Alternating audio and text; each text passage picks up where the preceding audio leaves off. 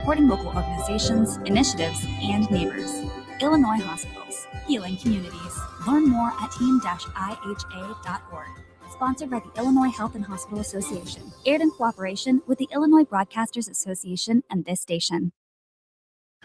From the Heart Media Group newsroom and DeWittDailyNews.com, I'm Ben Hubbard with this expanded morning newscast.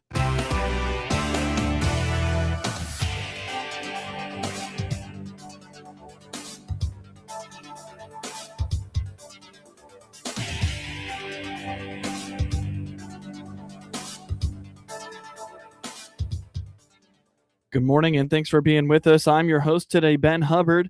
You're listening to the WHOW Morning Show.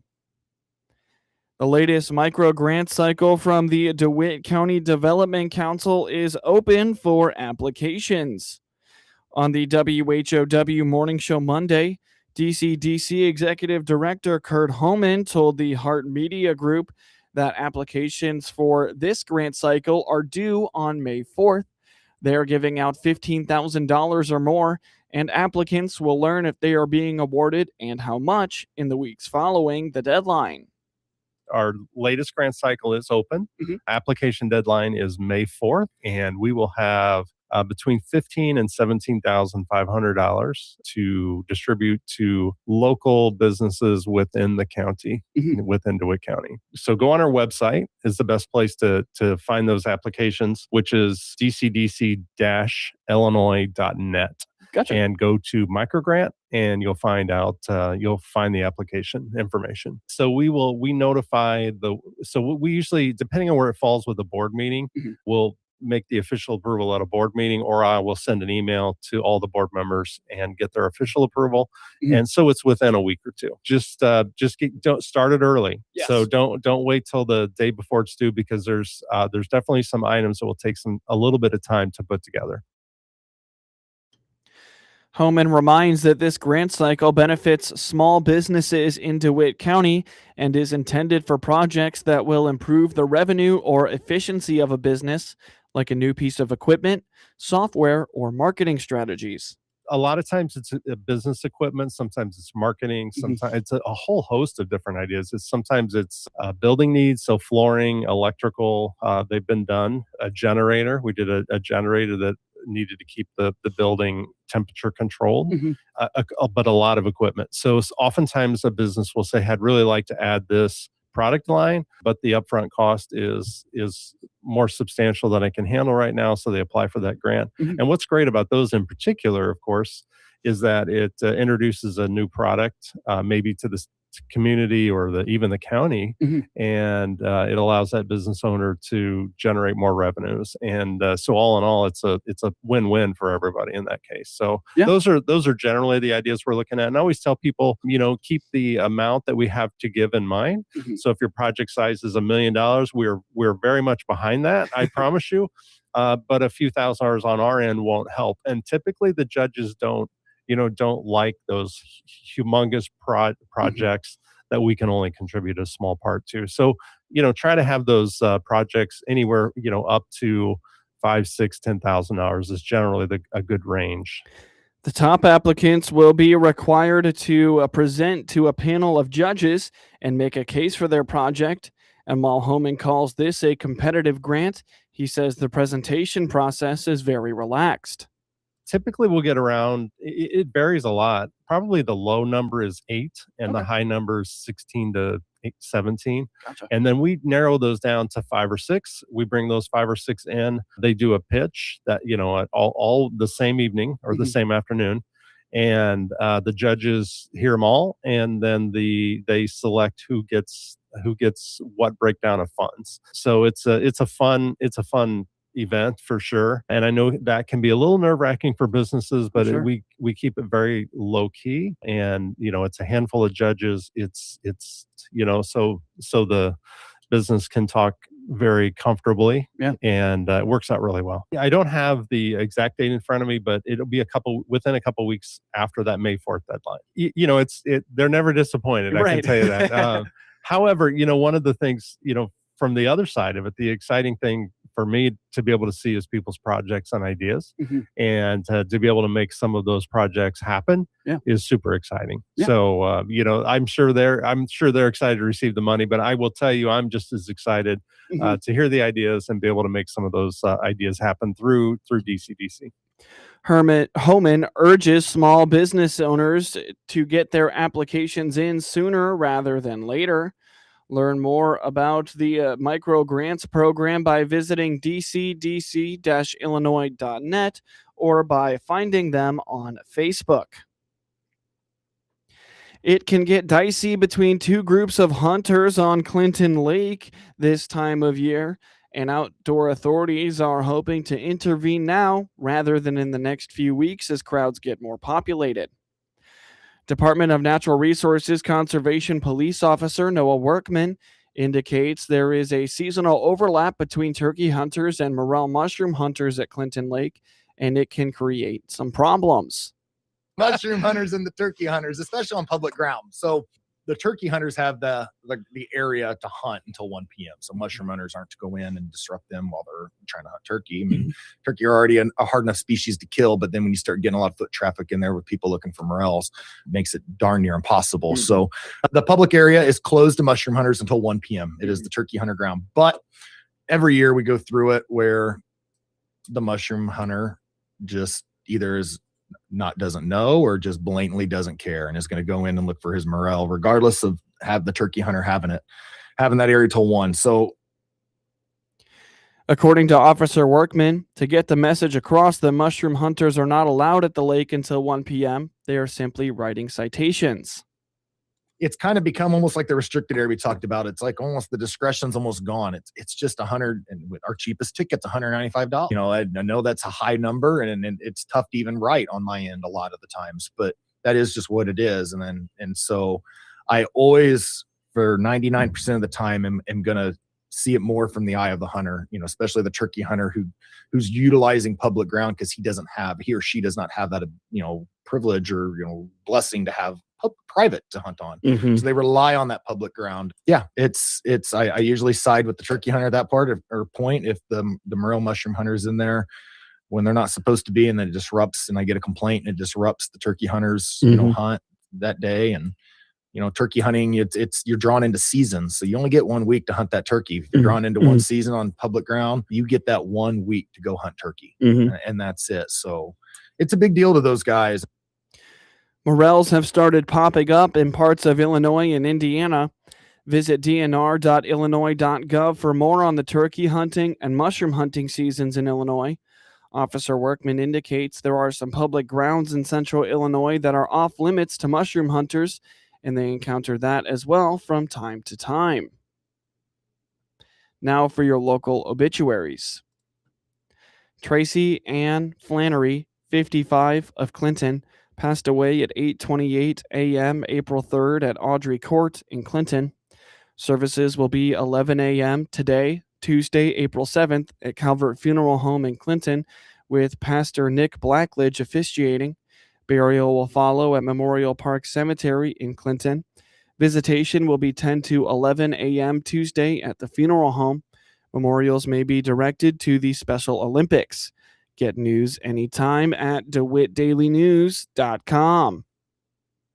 MR Systems Wireless is your local internet provider for Clinton and surrounding area. They have the products you want and the local service you deserve. MR Systems Wireless Internet service for home or business includes unlimited data, unlimited streaming, and unlimited calling. Plans start at just $48 a month and get a free Roku 4Lease with our media packages. Get the speed you need with MR Systems Wireless. Call them at 935-2100. That's 935-2100 for MR Systems Wireless.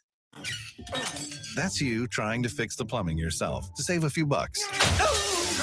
Doing things yourself doesn't always end well. The same goes for insurance. That's why Auto Owners works with local independent agents who tailor coverage to meet your needs and offer discounts for life, home, car, and business insurance. Because sometimes you need a professional to get the job done right. That's simple human sense. Jay Peterson here from Peterson Insurance, your auto owner's insurance agent in Clinton, Farmer City, and Maroa. Stop by any of our locations or call 935-6605. From the Hart Media Group Sports Desk, IL Sports Wire, and DeWittDailyNews.com, I'm Ben Hubbard with this local sports report. Thea Key drove in two with a base hit in the bottom of the fifth inning, and Monticello walked off with a 10-0 run rule win over Mount Zion in non-conference high school softball action on Monday in Monticello. Key's walk-off hit capped a 5-run inning for the Lady Sages.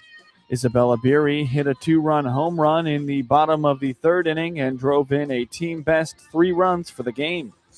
Allie Widener was 2 for 3 with 2 runs batted in, while Key was 2 for 3 with a double. Cassidy Stoffel finished 3 for 3 with 3 doubles and was the winning pitcher for Monticello. Stoffel twirled 5 shutout innings with 4 strikeouts, 3 walks, and permitted just 1 hit. The Lady Sages go to 10-2 overall. They host Tri-Valley on Tuesday. Hear the action on 95.9 FM WEZC and online at DeWittDailyNews.com.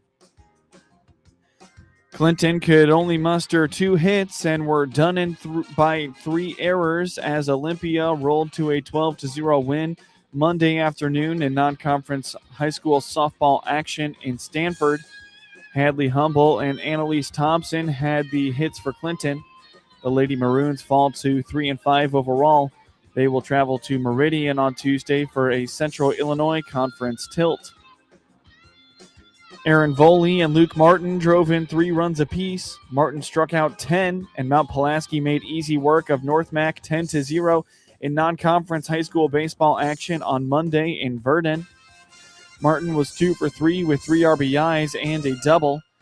Voley's 2-run double made it 10-0 in the 5th inning. The junior was thrown out at third trying to stretch it to a triple. He was 1 for 3 on the afternoon. Martin struck out 10 in 5 shutout innings for the Hilltoppers. Mount Pulaski goes to 3-2 overall. They host Arthur Levington Atwood Hammond on Tuesday. A 3-run second inning was all Maroa-Forsyth needed as they held off Pana 5-2 in non-conference high school baseball action on Tuesday in Forsyth.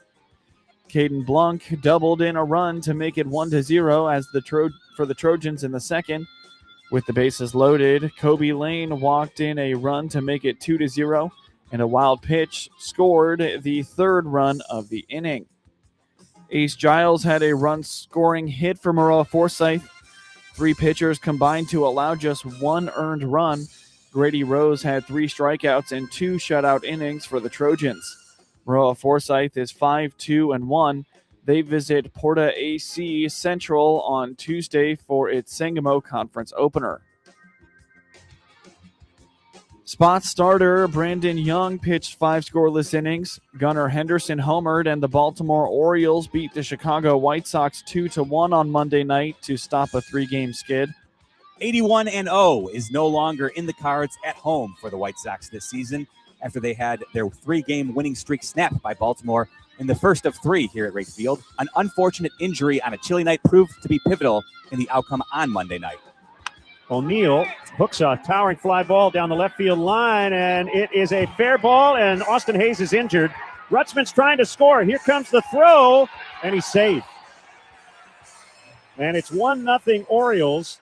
We knew it immediately as it happened, and Will Venable confirmed in the postgame that Hayes will hit the injured list. Sox look to get back to their winning ways on Tuesday afternoon. Start time pushed up to 2:10 as opposed to 6:40. We'll see you for the pregame coverage starting at 1:30 on the ESPN 1000 Hard Rock Casino White Sox Network. Tuesday's middle game of the series was moved up to an afternoon start because of cold temperatures in the forecast. Trevor Rogers starts for Baltimore against Shane Smith. Cedric Mullins, Jonathan Aranda, and Junior Caminero homered, and the Tampa Bay Rays beat the Chicago Cubs 6-4 on Monday in their first game at Tropicana Field in 561 days. Shane McClanahan, making his first start at the Trop since July 22nd, 2023, allowed 2 runs and 1 hit in 4 innings. He struck out 5 and walked 4. Kevin Kelly pitched a perfect 5th to earn the win, and Brian Baker finished for his first save, yielding Matt Shaw's solo shot in the 9th. Mullins lined a 3-2 changeup into the seats in right field to tie it at 2 in the bottom of the second inning against Jamison Talon. Taylor Walls then drove in a double to left center and scored when shortstop Dansby Swanson made a throwing error on Yandy Diaz's infield single. Caminero blasted a solo shot to left, extending Tampa Bay's lead to 4-2 in the third. Michael Bush's sacrifice fly in the sixth cut it to 4-3.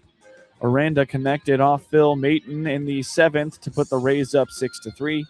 Nico Harner's two-run single with 2 outs in the second inning gave the Cubs a 2-0 lead. Talon allowed 4 runs, 3 earned, and 7 hits in 6 innings. Right-handed pitcher Javier Assad makes his season debut for the Cubs against Rays right-handed pitcher Drew Rasmussen on Tuesday night. Assad, who has a 3.43 ERA across 4 seasons, is taking Matthew Boyd's spot in the rotation. Boyd was placed on the 15-day injured list with a left bicep strain. James Wood, Brady House, and C.J. Abrams homered during a 6-run 8th inning, and the Washington Nationals rallied for a 9-6 victory over the St. Louis Cardinals on Monday night. Wood tied it with a 3-run shot against Ryan Stanek. House's 2-run homer off Matt Swanson made it 8-6, and Abrams followed with a solo shot for his 500th career hit. The Nationals have scored 64 runs through their first 10 games, a franchise best behind only the Dodgers and Brewers this season. Wood also took away a potential homer from Nolan Gorman with a leaping catch near the right field corner in the fourth. Washington righty Zach Liddell struck out 6 and allowed 4 hits and 1 run in 5 innings. Cionel Perez threw a scoreless 9th and was awarded the win after Washington relievers Ken Waldichuk and Andre Granillo combined to allow 3 runs in the 8th. Ramon Urias homered and drove in 3 runs for the Cardinals. His 2-run blast in the 6th put the Cardinals ahead 3-2, and Jordan Walker's solo shot in the 8th made it 4-3. Urias also doubled in a run in the 8th. Cardinals starter Andre Palante allowed 2 runs on 3 hits in 5 innings. Nationals right-handed pitcher Cade Cavalli starts opposite Cardinals left-handed pitcher Matthew Liberatore as the series continues on Tuesday. Will Smith earned his 100th NHL point with a third-period goal, and the San Jose Sharks beat the Chicago Blackhawks 3-2 on Tuesday night. Smith scored the winning goal on a wrist shot 3 minutes and 28 seconds into the third, assisted by Colin Graff and Macklin Celebrini, putting the Sharks up on top 3-1. William Eklund had a goal and an assist, and Kiefer Sherwood also scored for the Sharks. Ryan Donato and Frank Nazar each scored for the Blackhawks. Connor Bedard earned his 200th career point with an assist on Donato's first period goal. Bedard has 4 assists in his last 3 games. Alex Nedojokovic stopped 27 shots in the win for the Sharks.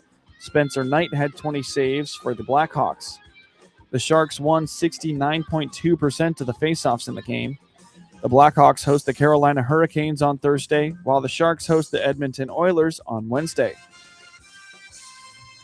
The Michigan Wolverines came out with the national title trophy Monday night after muscling their way to a 69-63 victory over stingy, stubborn UConn. Michigan only made 2 3-pointers all night. The Final Four's most outstanding player, Elliot Cadeau, led the Wolverines with 19 points, including the team's first 3, which came 7 minutes and 4 seconds into the second half. The second 3 from freshman Trey McKinney came with 1 minute and 50 seconds left and felt like a dagger, giving May's team, which had scored 90 points in 5 straight March Madness games, leading to the final a 9-point lead. Solo Ball banked in a 3 to cut the deficit to 4 with 37 seconds left. And after 2 missed free throws, UConn's Alex Karabin barely grazed the rim on a 3 that would have cut the deficit to 1 with 17 seconds left. He ultimately scored 17 points. Not until McKinney sank 2 free throws to bring Michigan shooting from the line to 25 for 28 for the night could the Wolverines kick the celebration for the program's second title, the other coming in 1989. They finished the season 37-3. Michigan held UConn to 30.9% shooting, The fourth straight game, the Wolverines held their opponent to a season-low field goal percentage. The Wolverines missed their first 11 shots from three, finishing 2 for 15 from beyond the arc, and one despite the struggles of their best player, Yaxel Lendeborg, ailing with a hurt knee and foot that kept him from elevating the graduate transfer from UAB, finished with 13 points on 4 of 13 shooting. Michigan also got out-rebounded 22-12 on the offensive glass by a UConn team that would not go away. UConn's hopes of becoming the first team since John Wooden's UCLA dynasty to win 3 titles in 4 seasons came up short, done in by massive foul trouble and its own terrible shooting. Hurley's team missed its first 11 shots from 3 in the second half. Braden Mullins finished 4 of 17, though he made a pair of late threes that kept the game in reach. Terrace Reed Jr., the transfer from Michigan, finished with 13 points and 14 rebounds, but never took control. UConn finishes the season 34-6 and covered the 6.5-point spread, and Hurley kept his players out on the court to watch the podium get set up for the victors. In scores from around the MLB yesterday, the Kansas City Royals beat the Cleveland Guardians 4-2, while the Cincinnati Reds shut out the Miami Marlins 2-0. The San Diego Padres shut out the Pittsburgh Pirates 5-0, while the Milwaukee Brewers beat the Boston Red Sox 8-6. The LA Dodgers routed the Toronto Blue Jays 14-2, while the Minnesota Twins beat the Detroit Tigers 7-3. The Texas Rangers took down the Seattle Mariners 2-1, while the Colorado Rockies beat the Houston Astros 9-7. The LA Angels took down the Atlanta Braves 6-2, and the Philadelphia Phillies beat the San Francisco Giants 6-4. In scores from the NBA last night, the Orlando Magic beat the Detroit Pistons 123-107, while the New York Knicks beat the Atlanta Hawks 108-105. The Cleveland Cavaliers beat the Memphis Grizzlies 142-126, while the San Antonio Spurs took down the Philadelphia 76ers 115-102, and the Denver Nuggets beat the Portland Trailblazers 137-132 in overtime. In NHL scores from last night, the Buffalo Sabres beat the Tampa Bay Lightning 4-2. The Winnipeg Jets beat the Seattle Kraken 6-2. And the LA Kings took down the Nashville Predators 3-2 in a shootout victory. Get highlights of your local high school program by finding IL SportsWire on your preferred social media platforms, and get local sports anytime at DeWittDailyNews.com. Paul Skowron here, CEO of Warner Hospital. Spring allergies acting up? At Warner Hospital and Health Services, we offer fast treatment to help you breathe easier and feel better fast. Quality care right here, right now. Click on our icon on DeWittDailyNews.com. DeWittDailyNews.com is the area's leading local news source 24 hours a day, 7 days a week. Get the latest local news, obituaries, police blotter, weather forecast, and more with no paywall. Head to DeWittDailyNews.com to get the local information you need to know. MR Systems Wireless is your local internet provider for Clinton and surrounding area. They have the products you want and the local service you deserve. MR Systems Wireless Internet Service for home or business includes unlimited data, unlimited streaming, and unlimited calling. Plans start at just $48 a month and get a free Roku 4 lease with our media packages. Get the speed you need with MR Systems Wireless. Call them at 935-2100. That's 935-2100 for MR Systems Wireless. With SRN News, I'm Rich Thomason in Washington. President Trump says the Iranian leadership is well aware of what it must do to bring peace to Iran, avoiding the prospect of even greater destruction to come. The president's deadline for attacks on Iran's infrastructure is drawing closer now. It's 8 o'clock tonight. Terrorist targeted an Israeli diplomatic outpost in Turkey. Gunmen attacked a building housing the Israeli consulate in Istanbul.